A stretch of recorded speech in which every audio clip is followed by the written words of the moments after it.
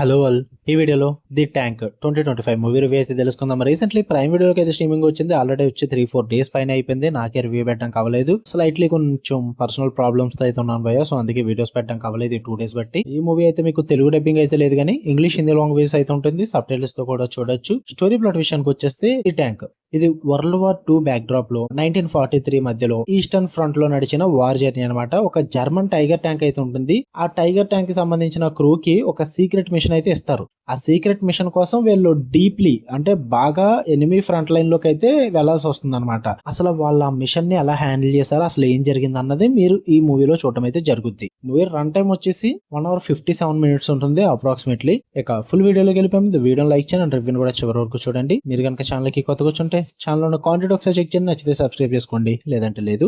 ఇక మూవీ విషయానికి వచ్చేస్తే ఫస్ట్ ఆఫ్ ఆల్ నాకైతే వన్ టైం వాచబుల్ అనిపించింది భయ్య. అది కూడా నాట్ ఫర్ ఆల్. మీరు కనుక war films, psychological drama, battle field tension ని ఎంజాయ్ చేసే వాళ్ళైతే ట్రై చేయండి. అది కూడా story depth, character psychology interest ఉంటే మాత్రమే. ఒకవేళ మీరు కనుక simple straight action war movie expect చేస్తున్నట్లయితే ఇది మీకు కాదు. లైట్ ఎంటర్టైన్మెంట్ కోసం కూడా మీరు ఈ మూవీ చూడాల్సిన అవసరం లేదు. అలాంటివి ఏమీ ఉండవు. పాజిటివ్స్ విషయానికి వచ్చేస్తే వార్ సెట్టింగ్ చాలా ఇంటెన్స్ గా వర్కౌట్ అవుతుంది. ఆ world war 2 eastern front back drop లో బాగా క్యాప్చర్ చూపిస్తారు. ఆ సెట్టింగ్స్ కానీ, ఆ విజువల్స్ కానీ బాగా వర్కౌట్ అవుతాయి అదంతా కూడా.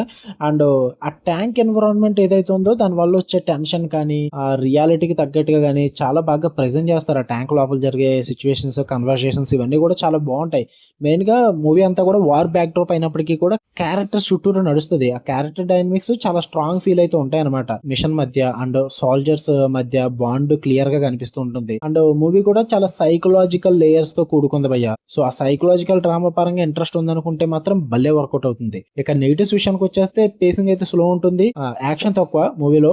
ఎక్కువగా ఫిలాసఫికల్ డెప్త్ వైపు ఎక్కువ వెళ్తూ ఉంటారు. అంటే message oriented type and character driven type, psychological type ఇలాంటివి ఎక్కువగా యూజ్ చేస్తుంటారు అనమాట. సో దాని పరంగా అందరికి వర్కౌట్ అవ్వకపోవచ్చు, చాలా స్లోగా అనిపిస్తూ ఉంటుంది. అండ్ మెయిన్ ప్రాబ్లం ఏంటంటే నాకు మూవీతో ఎండింగ్ అంతగా వర్కౌట్ అవ్వలేదు భయ్య. ఏదో స్ట్రైట్ రెజల్యూషన్ లేకుండా కన్ఫ్యూజ్ క్రియేట్ చేసేలాగా, ఒక ప్లాట్ సెటిల్ అవ్వకుండా ఎలా పడితే అలా తీసుకెళ్లారు. ఆ క్లైమాక్స్ అనేది నాకు అంతగా వర్కౌట్ అవ్వలేదు. సో ఇది భయ్య ఓవరాల్ గా చెప్పాలంటే సింపుల్ గా వన్ టైం వాచబుల్ అని చెప్తా. మీరు ట్రై చేద్దాం అనుకుంటే ట్రై చేయండి. అది కూడా psychological drama wise war back drop లో మూవీ చూద్దాం అనుకుంటే ఓకే. ప్రైవేట్ అయితే స్ట్రీమ్ అవుతుంది, తెలుగు డబ్బింగ్ అయితే లేదు. మీకు వీడియో నచ్చితే లైక్ చేయండి, షేర్ చేయండి, మీ ఒపీనియన్స్ కూడా కామెంట్ చేయండి. మళ్ళీ నెక్స్ట్ వీడియోలో కలుద్దాం. అంటే దాని లవ్ యూ ఆల్, బాయ్.